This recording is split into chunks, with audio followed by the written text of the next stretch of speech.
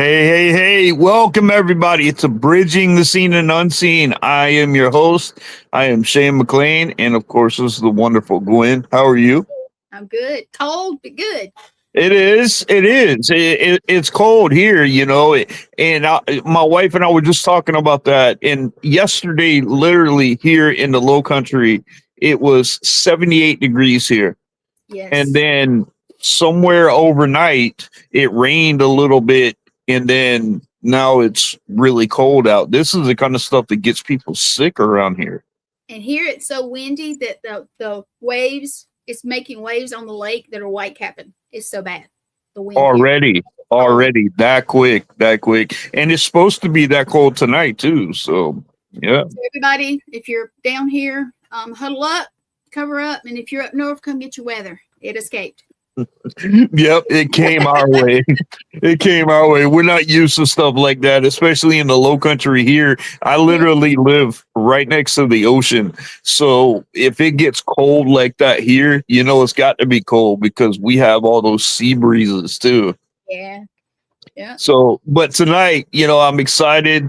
I'm excited tonight about this guest. Um, I'm not going to say anything right here. I'm going to let her do the talking. But this is Paraflixx's own Kara Phillips. Hi. Hey, Thank you for having me. I appreciate it. yes, Thank you. ma'am. Yeah, thank you for coming on. We always start the show pretty simple. Why don't you tell people who you are and a little bit about yourself?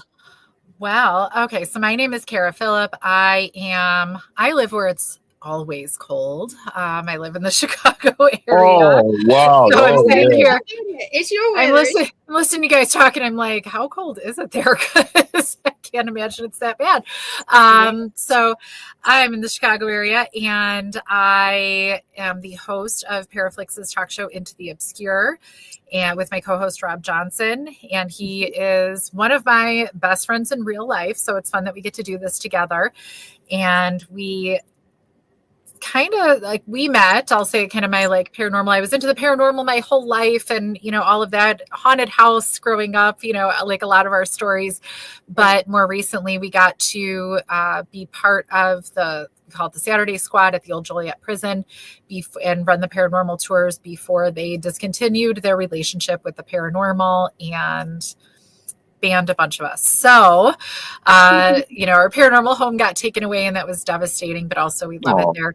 So, that was a couple years ago now, but that's how we got, how we met, probably about 6 years ago, and got to be hosts. And then I am also on the cast of History Alive, and that was just officially, signed by Paraflixx. So that'll be coming out soon too. So I am just Paraflixx family through and through here. And so that's kind of, and in real life, I am also a nurse. I went to administration, not bedside anymore, but mostly critical care. So I've been around a lot of death and a lot of things. So that was, interesting in my journey too. And I think that's it. now, how is that, Kara, being in the medical field? Because I know there's a lot of controversy, with paranormal activity and things like that. I am a bishop for Knights Temple Independent Catholic Ministries.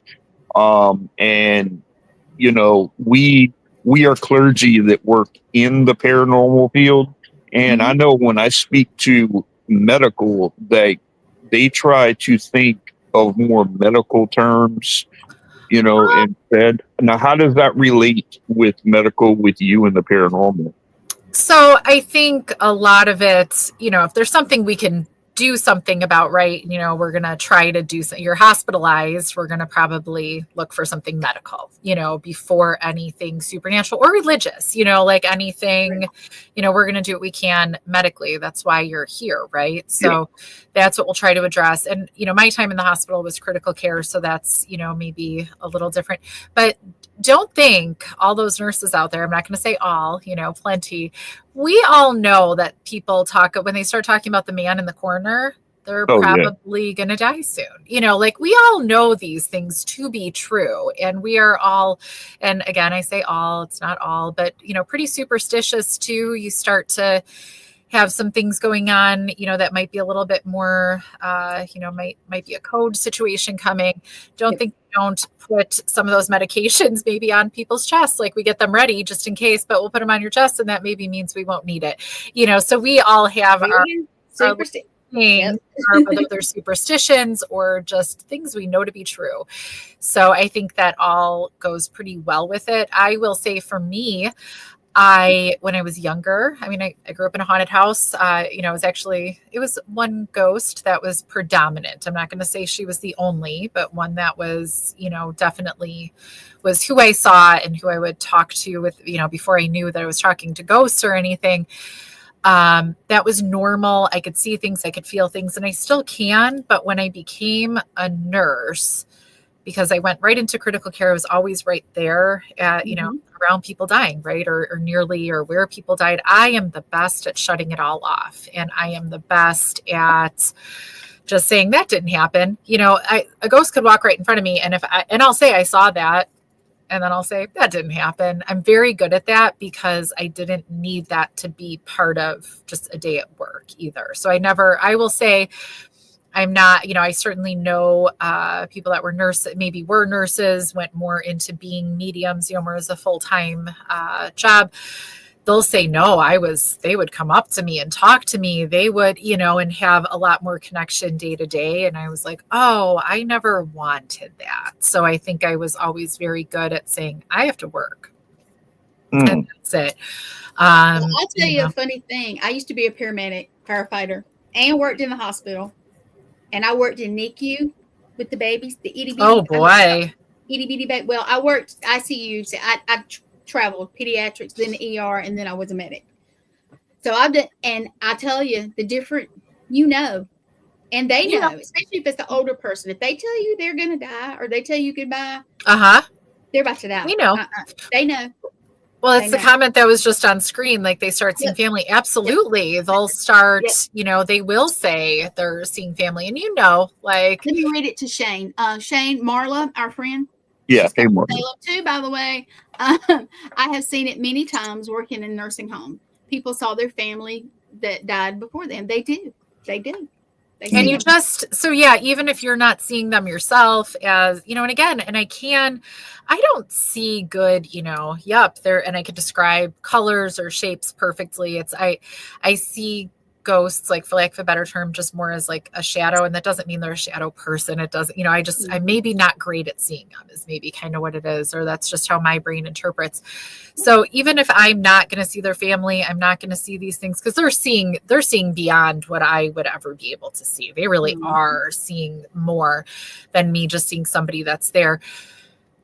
I don't think I have never come across like another nurse or a healthcare worker that has ever said, no, you don't. That's ridiculous. Like that doesn't exist. I think we all pretty universally say, oh, okay. And we know. Yep. Of course. I'm a dialysis patient. So I was born with one kidney. And so, I deal a lot with nephrology and nurses there and stuff like that, and they all know what we do because my wife and I, we have Outer Realms Paranormal, and because that is our house one that we actually do all the investigating. We do the clearing, the cleansings, the blessings. Okay. We do everything right at once. And they all knew what I did, and they were like, you probably don't run into anything. I got a call. This is no lie, at like 7:00 in the morning. And the manager of the dialysis center called me freaking out.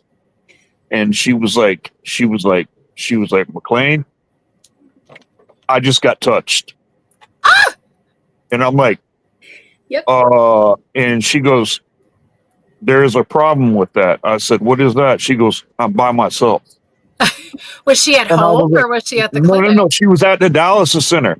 Oh, okay. She was at the dialysis center. And then, so later on that day, another lady comes in and she's standing in the office and she's the only one that was in there.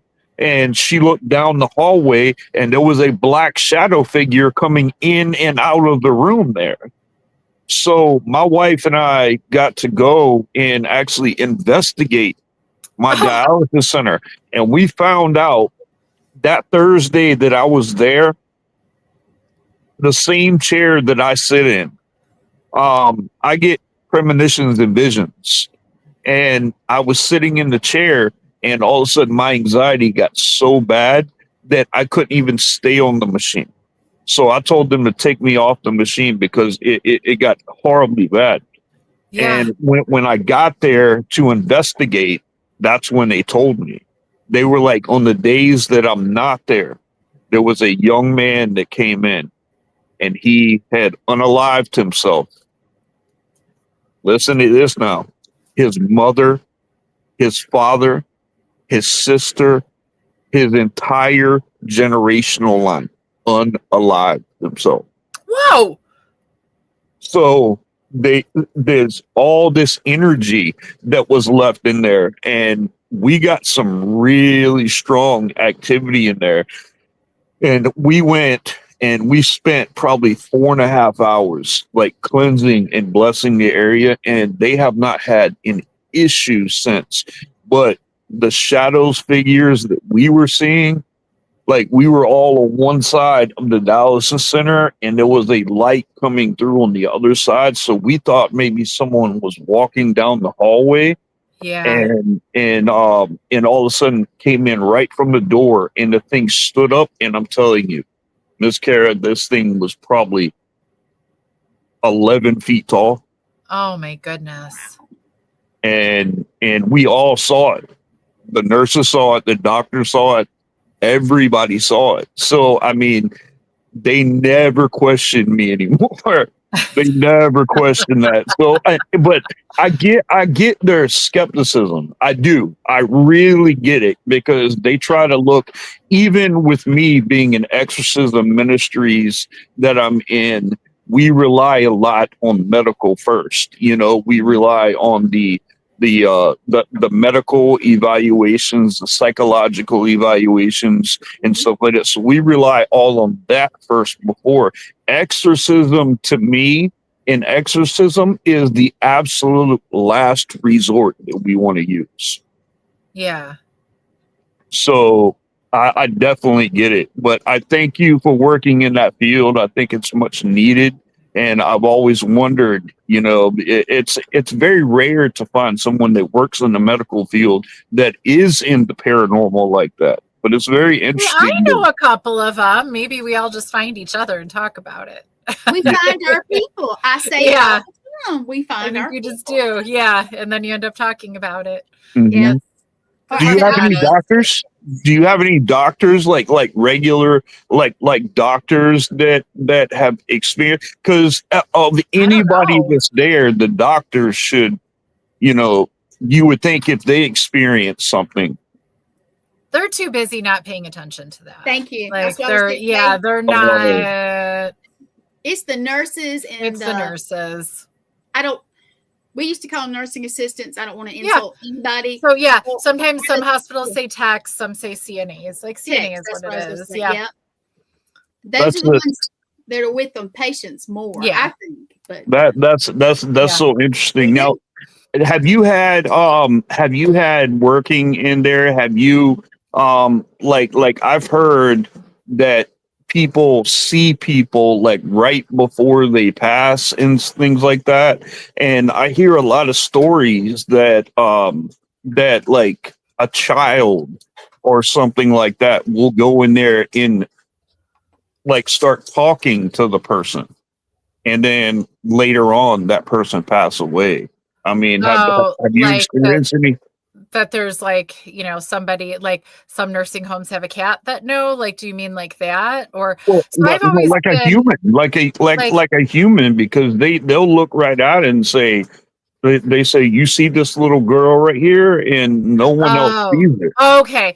No, it's usually like a man is what they'll talk about. And that's, I've had a lot of people say, you know, like, you know, the man's in the corner or whatever. And it's usually it's usually like it's not a man, and there's not like, it's not my family member man. They'll usually say the. which is interesting. Like you hear that enough times, you go, huh, okay. Mhm. So it's and they're not like scared when they say it. They just say it. So finally, I don't how many times somebody has said the man's in the corner to me. I don't know, like I couldn't tell you. It's, more than a couple, but not 100 either. I don't know. You But think they it's a say it. crossover? You think Yeah, you're no, there I for the think it is. crossover? So one time I asked a medium that was a nurse. And so I said, okay, I got to know who's the man in the corner. And so she said, that's how we picture an angel. Like, that's kind of how we're like, Okay. that's us. It's, an angel or a messenger or something. And that's how we see it. And I said, okay, I like that.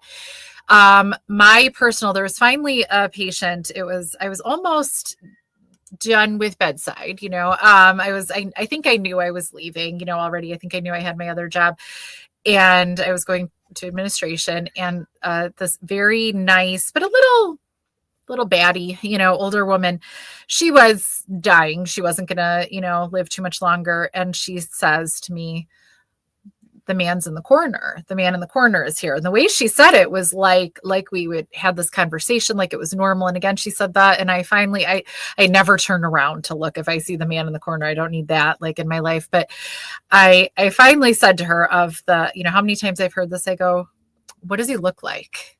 And cause I kind of never want to, ugh. And she kind of like smiled and she goes, you'll find out one day. And like laughed. And I said, oh, what God. I believe it is? And I walked out of the room. I was like, oh no. Because it was just so the way she said it. I was like, oh. Did she smile at you? Did she have that little smile?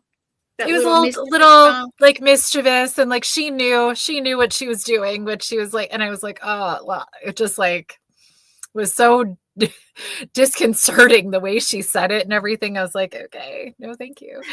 And I was like, okay, great. And walked out. It was too much for me right in that moment. It felt a little too mortal. It felt a little too like, this is going to happen. I will see the man. Like, just everything about it was just a little much. So I walked out.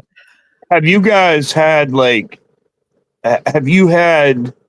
teams are able to come in and active, like a hospital setting, like a hospital is still no, not active. They usually don't let that happen. Yeah, I know. Nowhere. I've never heard anybody say that. No, there was even, I would do like little sneaky things. The hospital I was last in was it was an older hospital in theory, business wise, but the building was quite new. But there was one room for sure that I was like, this room, like I would just like on the other side of the curtain, it was just. And so, I would try like little things like, okay, I'm going to leave this here. Like you move it if, and just, I never quite was able to like pull it off, that I would figure something out, because you can't do too much. Right. But yeah, I would always kind of try, because there was one room that for sure I would always see something. And there was another room, but it was always full. Like it always had somebody in it, pretty much without fail. It was one of the busier rooms. It was a great room, that where it was on the hallway and everything. And that one for sure too. Like there was because it was one of the busy rooms, like that's where a lot of people would die, just it would happen. And that for sure, that room, like something would go. And I think I know who it was. I think I, was there when he died. Like he would go pull the pull cord in the bathroom. And he would just like, and even once he died, actually, his body was still in there, transport was coming, and the pull cord, it was an emergency like pull cord, and it was right about as the transporter was about to go in to bring him to the morgue. And I said, oh my God, we're going to go hold hands, because I'm pretty sure he is in a body bag, and I'm pretty sure he didn't get up, but like pulling the pull cord in the room, that was just a little too, I was like, is this man actually dead? And he was in the body bag. It being a ghost wasn't as creepy, but there was just something in that moment that I was like, he's alone in there, like his body is in there. And every now and again, I'm pretty sure he would pull that pull cord, and we'd have to be like, oh boy, and go in there and flip it back up. John, or whatever. Yeah. It's just like after a while, I was like, oh, that's delightful. But like in that moment when I'm not going to say they aren't all sad, but like, it was just one of those like harder deaths. He was with us for a long time. It was, so it was a tougher one. And it was actually on Christmas Eve that made it even kind of worse. Like everything about it just like made it worse. And then that happened. So like emotions were already a little higher. And I was like, oh my God. But after all, I was like, that's nice that he visits, but. Shane can't see because of the phone he's on. Yeah. So that's why I'm reading it. But Marla, she said, oh my goodness. I dreamed about my dad's passing 2 weeks before he passed. The dream came true exactly the way I dreamed it. Wow. Yeah. Wow. And it had, you know what? We have people do that too. Or we have people that'll, being in the hospital, I worked in one where, it's, if you can feel it and you ignore it well. I do ignore it very well. I have to just act like I didn't for many years, especially being on the ambulance. I just kind of had to act like it because my partners already thought I was crazy. So, Are you guys allowed to talk about it? If you see something, or what if a patient, and the reason why I'm asking is because I know a guy whose uncle was in ICU, and he was out in the waiting area and he had fallen asleep, and he woke up and he says that there was a green aura of his uncle standing in front of him. And he said that his uncle waved goodbye, didn't say nothing came out, and he walked around the corner, and then all of a sudden the thing went off in his room, like somebody had pulled that string or whatever that's in the hospital, and he passed. Huh. So I mean, I think, if somebody were to say that, I would certainly have the conversation with them, but just people usually don't want to bring things up. And that's why, that's part of the reason I think when it comes to like having a talk show or whatever, like I want, and probably for you guys too, like if people can talk about it and kind of know it's a little normal, you have to kind of, right. Everybody thinks you're a little weird at first, they're like, you're talking about that. You're saying that out loud. And then the more normal you make it seem, just like, yeah, sure. But eventually it's funny. There are other nurses that I worked with that they would say, you're not wrong. I used to see things. So it's even a common enough story that other nurses would say, yeah, I used to see things or used to feel things. But then once I was a nurse, I stopped, because I think, you have to turn it off to get through your day. You don't have to, but it probably makes, and it's not even like a fear thing. I have to turn it off. I just don't need that. Like, I don't need somebody else coming into the room trying to say things. There's enough going on. I have things happening. So it's not even so much that I'd be like, no, I can't see that ghost. That would be terrible. It's just more of a, like, I don't need that because we're going to get through the day and we're going to like figure this out. And what's going to happen is going to happen. If they're here to say goodbye to their family, they're still a heart's still going to stop somewhere, and we're going to figure that out. So you have to be a little bit more just like on task. And so I've always said that I just don't need that. And I think it's just a lot going on. It's distracting because you're trying to make them comfortable or whatever you're doing for them. Yeah. You got this. And it's something else. And is it relevant, to right now? Maybe not. And it was before I got to the unit. So I actually went back to critical care for COVID. I was happily kind of away from the bedside a little bit in a nice clinic. It was nice. And then COVID hit and I went back to critical care and I stayed for quite a while. And somebody said right before COVID, there was a woman who actually was a medium that was a patient. And she was saying to all the nurses, you don't see any of them. And I guess there was a lot of them. And they're like, no, no. And that was pre-COVID. So I'm sure like, after, during and after is more. And they'd be like, no. And she was telling them stories about some of the patients that had been there, and never left. And so, and she was not wrong, about stuff. And it's funny. I was like, oh man, maybe I'm a little jealous that I'm not picking up on all of that when I'm here. And then I was like, no, I'm not at all. I don't need to know about like those 20 people you have to know about like who's here, and hopefully they get to be somebody that leaves then, and they don't have to stay. Hopefully you succeed at that. So yeah, I've done so good at turning it off. And I don't know if that was just like when I was younger, kind of I don't want to say survival, because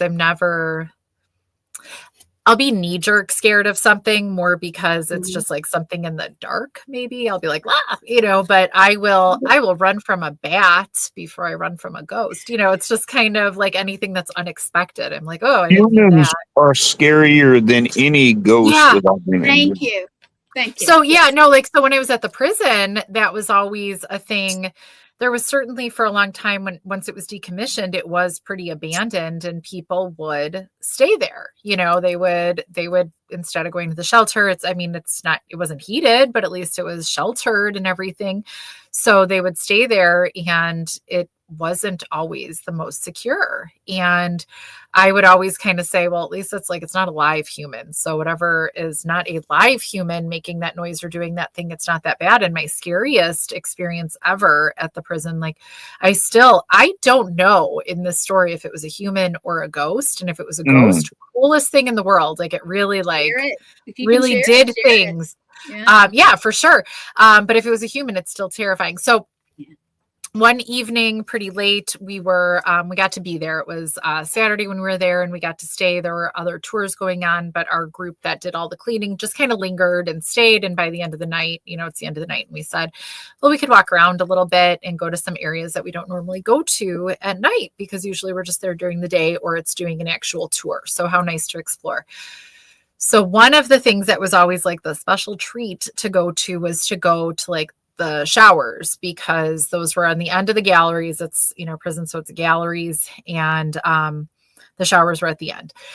And showers, are where things happened in prisons, or happen in prisons, but, at least I'll speak to the happened. We kind of tended to get like our best EVPs or best, interactions, truly, like, because there's so many bad things happened. And the guards would be like on the other side of a secure wall. Nobody was in there to break things up, so that was a scary time for people. So there's a lot of emotion. So we, I always kind of wanted to go in there and they were dark even during the day, no windows, no nothing. So to go in at night, spooky, it was always fun to be able to go and check that out, because that was never on tours or anything. So we didn't always get to do that. So we were walking around, three of us, three women, walking around. We go up a stairway, and it kind of goes through like a administrative storage area, whatever, no big deal. And then it goes into one side of the showers. Then on the other side of the showers, it's then the galleries for the prison.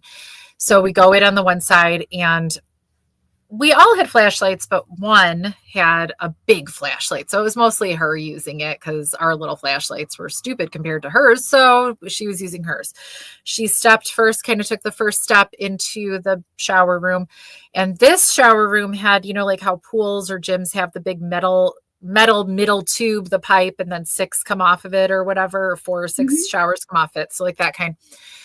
So back, kind of like turning around the corner, there was a couple of those, and you could just hear, as we kind of turned the corner, it was a loud bang, bang, bang, like a pipe or a bat on the pipe, like loud, not just like a hand, not a, something. And we just kind of froze, and she didn't have the flashlight pointing. She like slowly turned, and then she's looking, but we don't know what she's seeing, because we're like, we just never, once that happened, the two of us never quite stepped like all the way, we just kind of froze there. We all just kind of stopped where we were. She was like that one solid step ahead of us. The two of us were a little further back. And we all froze when we heard that, because that's not what we expected to hear at all. Nobody would do that. Like, that's crazy.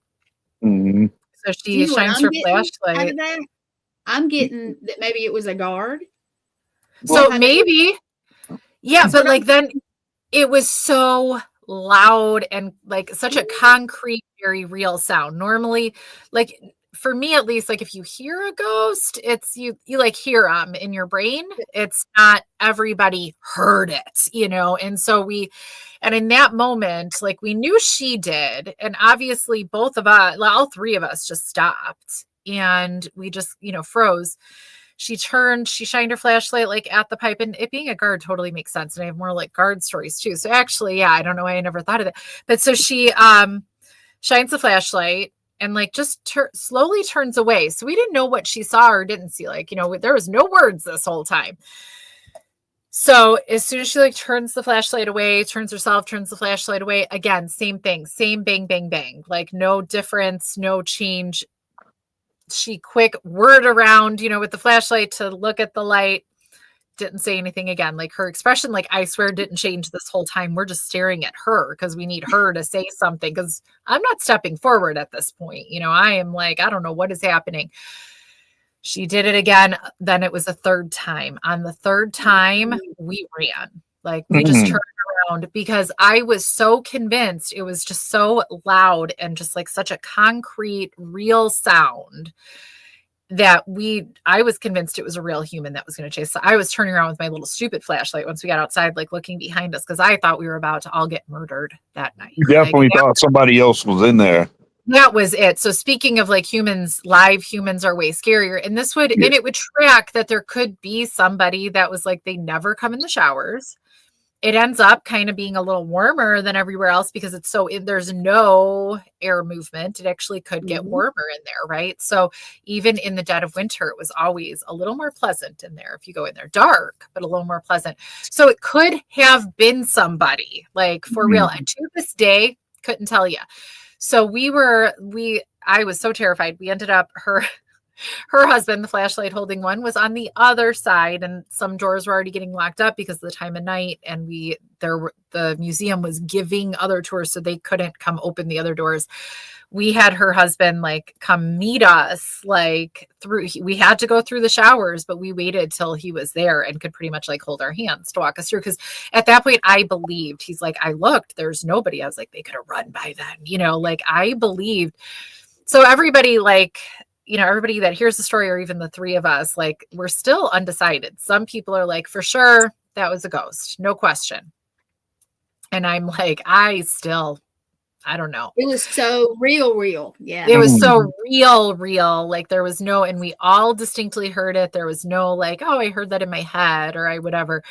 But just, the whole experience, it was so real. I was pretty sure we were getting actual real murdered, like by this person. I was so sure. We did not, obviously, hopefully. Oh, good.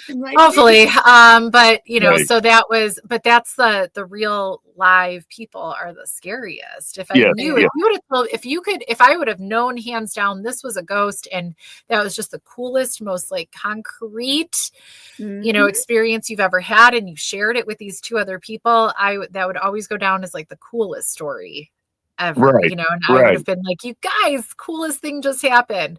Yeah, you'd have been texting everybody. But to know, but see, that's the thing that gets you right there, because like you said, it could have been somebody. And that I do believe, honestly, that would scare me more than, because like a physical person could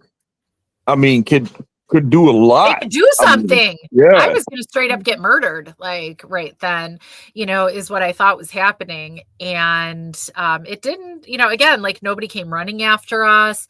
But is that just because they knew, I chased him out? I'm going to go hide someplace a little else because I'll they just might make be back noises and scare them. Yeah, like I'll just scare them, and good, they ran away. Fantastic. We did what we were supposed to do. And then they might have just gone and hid away a little better, knowing that people might be back. So when her husband walked through, no one was there. Or was no one ever there? Like, who knows? So that was my scariest. But like, we also at the prison had doppelganger experiences that we didn't know. We figured out like maybe within a short time that wasn't actually our friend, but that wasn't even that scary. That was like, oh, clearly that was just a ghost, because it started out like as our friend, we heard their voice or somebody was seen. And so that was never inherently scary. And then realize realizing later that it never was them, we're just like, oh, cool. Like it was, maybe it should be a little scary that it's a doppelganger, but it never was. We were like, I don't feel like that was menacing. That just felt like a thing. So as long as I know it's not a real human coming to get me. Right. And We're fine. I do. I agree with you on that, because I definitely feel like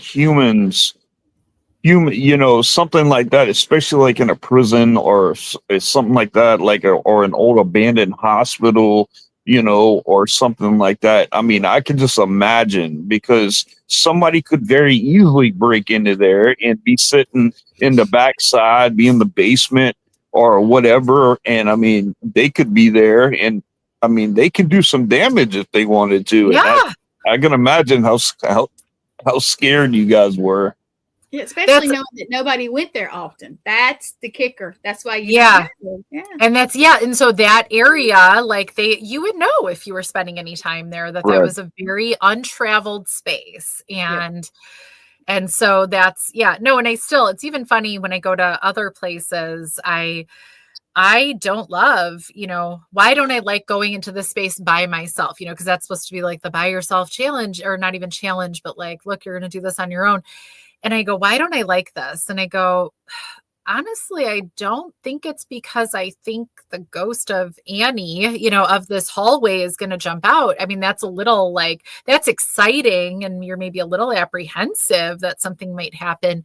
But no, the scary thing is, like, I don't know that I'm totally safe. And I mean that from like a live human standpoint. So I always like laugh when I'm like scared to do that stuff. I'm like, am I scared to do that? Or am I scared to just like actually be by myself in some of these places? I think that's probably more it, because I'm very aware that live people do bad things. They do. They always preach, especially when we have classes and stuff. Have your boo buddy, which means don't go anywhere alone, because right. But you do have challenges where they know say the ground is safe or whatever.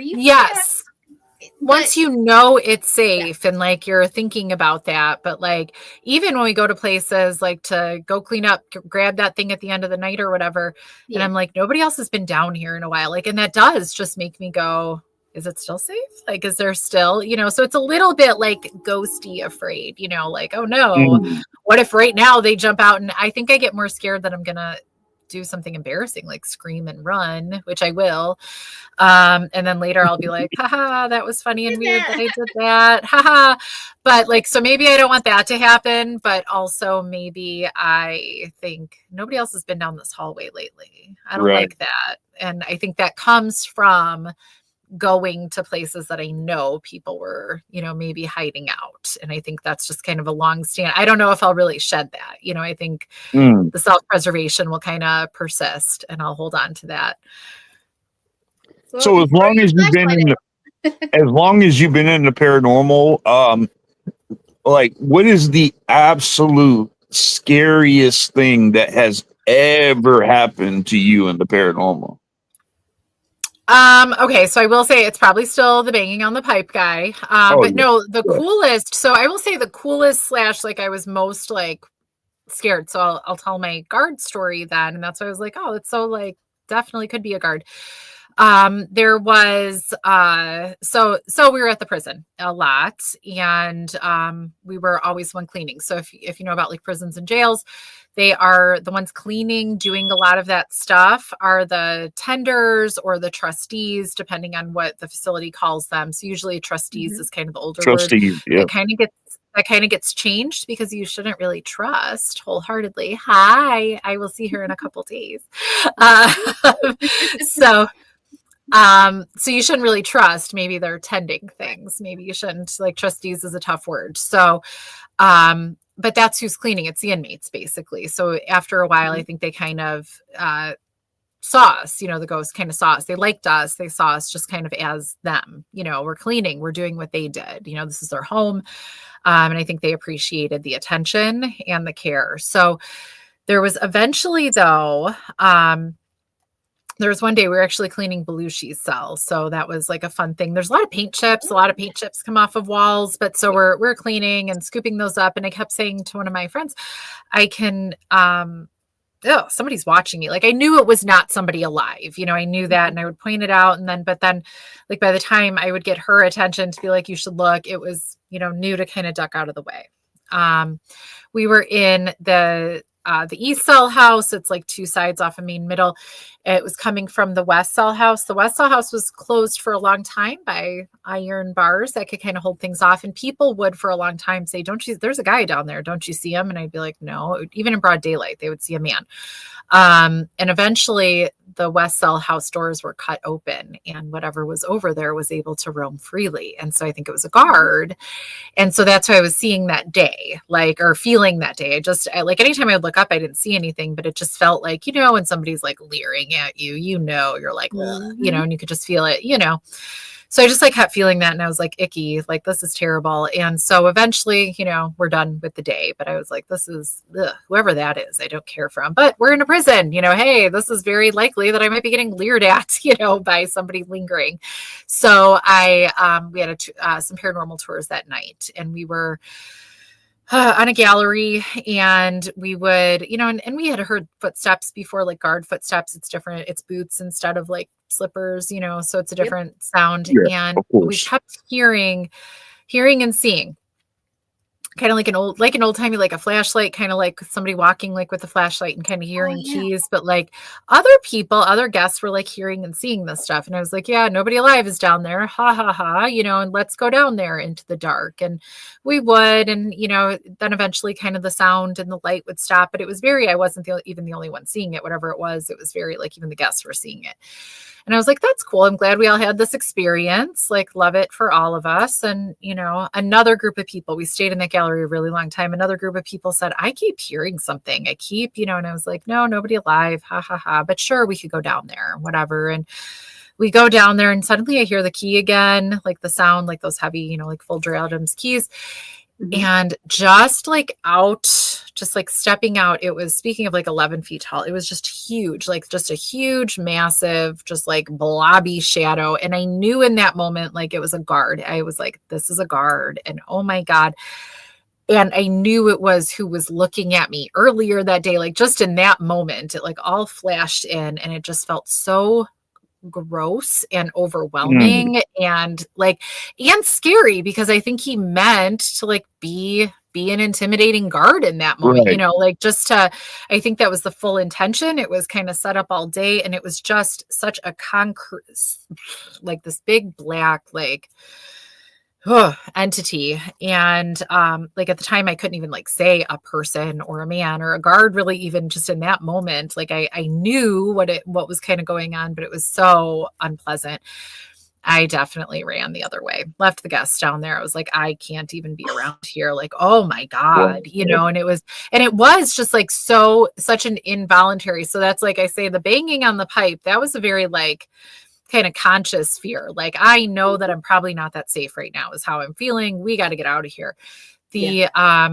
This one, like seeing the guard for the first time like that, it was such an unconscious, just like in, you know, cutting through your soul kind of a thing, like terror in that moment. And the director of operations at the time, I went up and told her, and she knew what my job was. And she goes, good to see how you are in an emergency. And I was like, haha, this is not actually an emergency. Like nothing, there's nothing to do. I just panicked right then and ran.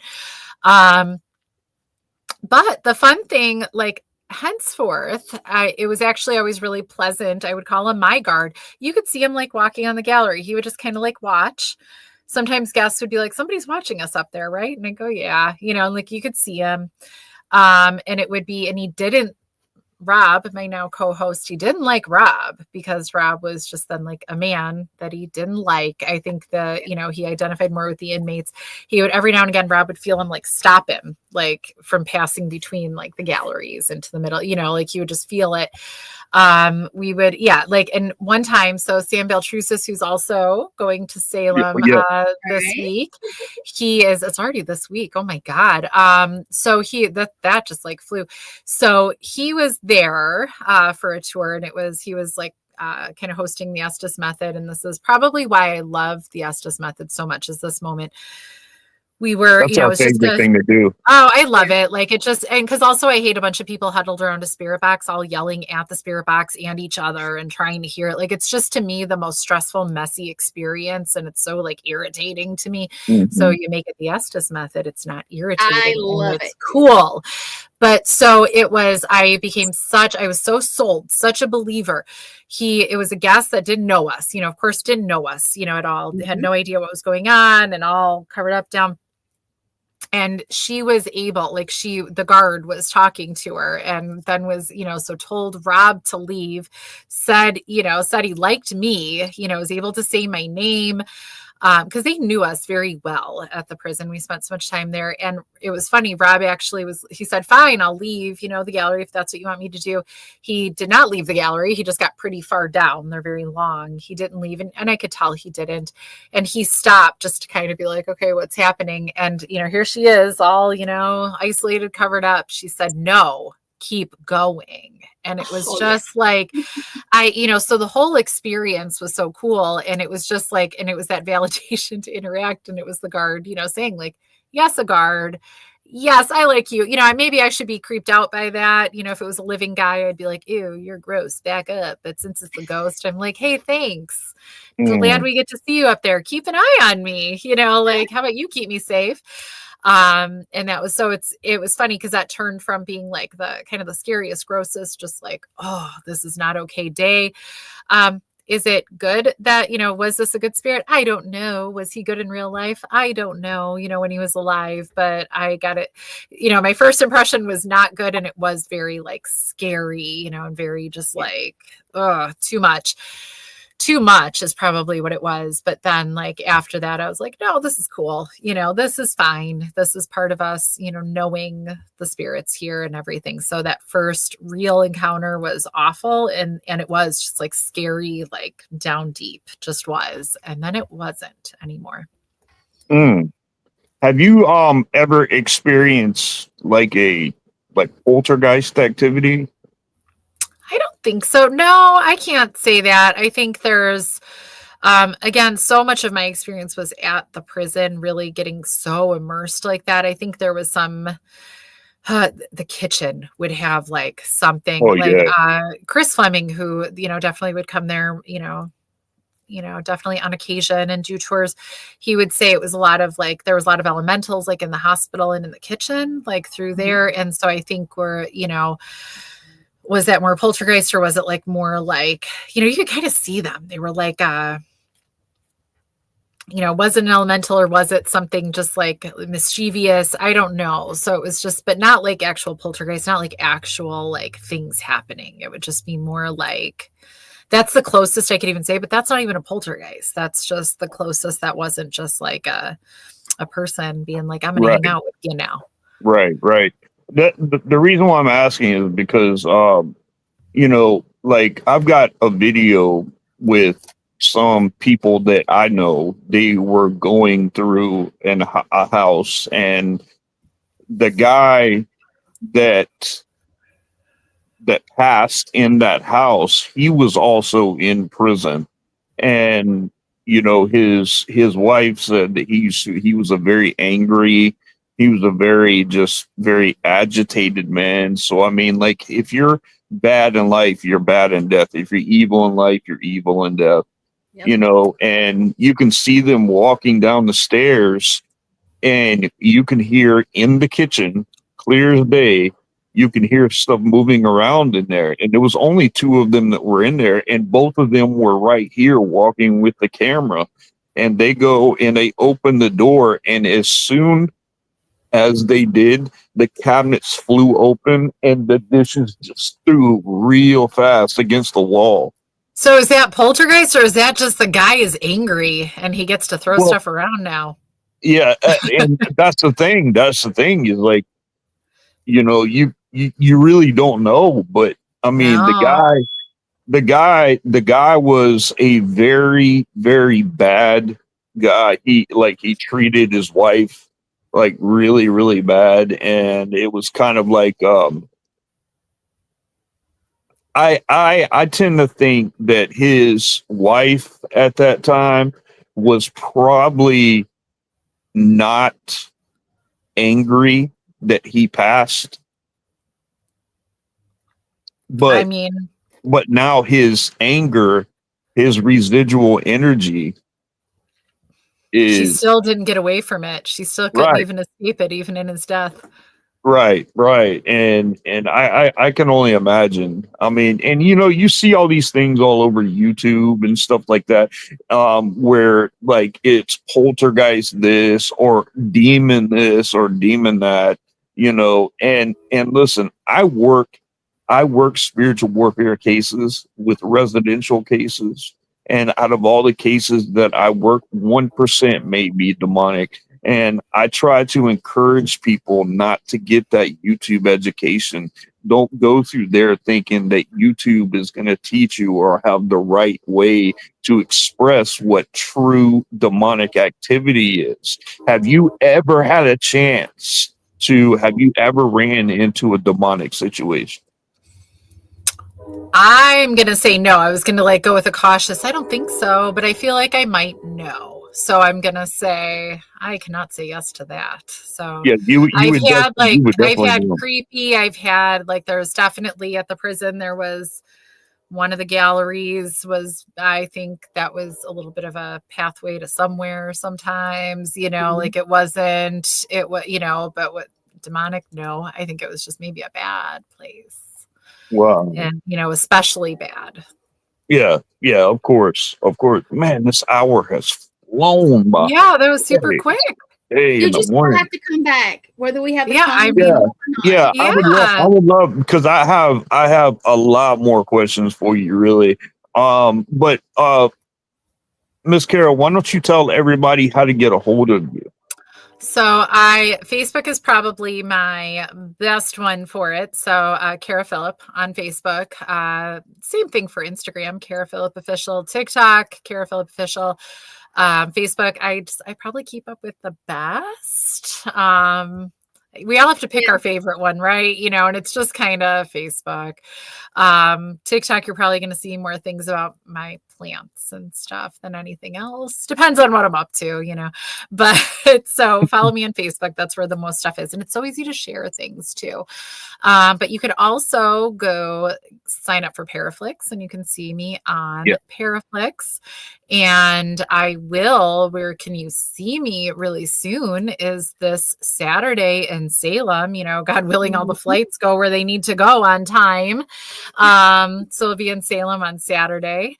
And then after that, I'll also, if you're in the Chicago area, Days of the Dead is the next weekend in Rosemont. That's amazing. That's amazing. Hold on. And I'm hoping you guys have a great turnout for those, because my wife and I are looking forward to going to some of these events, and things like that, because like I said, we work a lot of residential cases, so we don't get a lot of time to really go to locations and things like that. And I really would like to go to a lot of these locations, and I'm friends with owners. Yep, and we're definitely going to take some time to go to some of these locations and really see, because we're used to going in and doing the investigating, doing the identifying, doing the clearing, the cleansing, the blessing, stuff like that. And it would just be neat just to go in there and just to see what would happen without doing the clearing and the cleansing. Yeah. So I definitely hope that does happen. Into the obscure that you have, what is that show about? So it's our talk show. It's kind of, well, it's obscure. So it's not just paranormal. It's not just ghosts. So it's not just ghosts. It's, there's the classic three, right? Like UFO, aliens, cryptids, ghosts, but even beyond that. So we, Rob is, obsessed with serial killers, and I enjoy him, but he really does. So we talk about some of that. It's everything that's just more obscure, but it's also learning maybe a little bit more about the people in the community than, than just the stories, that we all share all the time. So maybe a little bit more their journey, how they got here, or what else do you do? Like, what else do you have going on? So it's usually about 8 episodes a season, and on Paraflixx. So we're just starting to kind of gear up. So yeah, you guys, it's fun. Yeah, you guys go check out Paraflixx. Get it. It's well worth, coupon code or so Obscure 25 is 25% off a yearly subscription. So it's normally like $4 a month. So it's not expensive. I have Paraflixx and I thoroughly enjoy it. Yep. So Patty Negri, like when she talks about it, she's like, you've seen everything on, Discovery and everywhere. And, it's just kind of a higher, there's amazing stuff on YouTube. I'm not even going to knock that. All kind of stuff on there. But it's definitely, a little higher quality, at least, film wise, and a little bit more curated. So there's a lot of great choices all together. So I think it's a great place to go for everything. And I always enjoy seeing what's there. It is. And like I said, I'm the producer for the whole network, but you know what? I go and watch some of you guys' stuff too. Mm-hmm. I can't say I've seen every episode of everything because I'm kind of busy. Neither have I. I have not. So, but right. I tell people, all you guys from Paraflixx. We even Larry Eisler. Yeah, he's a good friend of mine. I love that guy. He comes on our shows, and I try to get everybody to. I'm like, people are like, y'all aren't rivals, and I'm like, no, we don't do the same thing. No. We're like, we are growing, and we're newer. We're like a year and a half old, but I support other people in it. Paranormal. I do. Well, I'm big on a rising tide lifts all ships. Like if there's, thank you. Why make it unpleasant? Because all that does, if there's going to be this rivalry and people are going to fight or try to put each other down or whatever, all that happens is that we all look bad. Yeah. Or how about we all lift each other up instead of thank you. That's what I'm trying to do. And I've been to a lot of stuff this year, and I always make a point to talk to I don't care who you are, I don't care who you're with, I always make a point to try. Now it gets busy, it gets crazy sometimes. It does. This one's gonna be a day. So I feel like I love the day Paracon, 1 day Paracons, because like it's just fun. Like everything about it is a great time. But it's like so stressful because I'm like, we have to like really make a point to like take pictures and do this stuff. And thank you. And so I will tell you, Kara, I'm going to look you up. And I told you the same thing. I'll be attached to Shannon. Oh yeah, she's cool. I like. But I told her, I said, I am going to go around and I'm going to take a picture with everybody. But I am trying to get a couple minute not an interview. Yeah. Hey, what's up? What you doing? What's coming up? Kind of live thing, if I can. If not, I'm just going to put it all out there. But I, support each other. That's what we love to do. Yeah. Yes, and that's what I love about our network. There is we have a variety of things that are on there, and I believe we all should. And if we just keep in mind in the paranormal that perception is reality, then we don't have to argue over everything and make people and batter everybody. So I'm glad that you said that, and that's a real commendable thing to say. Yeah. But Miss Kara, we're a couple minutes over. I want to thank you so much for coming on. You're an amazing guest. I'd like to have you back if we can. And I'd love to speak with you some more, but thank you so much for coming on. I appreciate you. All right. Thank you. Thank you. And if you need us, you too. You know how to get me, okay? Yeah. I'm serious. We'll be Thank you. I'll see you on Saturday. Yeah, and I'm gonna pull you down if you want to stay a minute, and Shane can talk to you. Yeah, I've got to actually pop over to our serial killer show. Oh my goodness! All right, guys. That's what I do. Thank you. Right, yes, ma'am. Yes, ma'am. Take care. All right. Well, guys, that's just Kara Phillips. Thank you guys so much for tuning in. She's an amazing guest. The hour went by way too fast, but I appreciate all you guys commenting. Stay tuned for next week. We got another good show. So you guys stay safe, be blessed always, and stay spooky, people. Peace.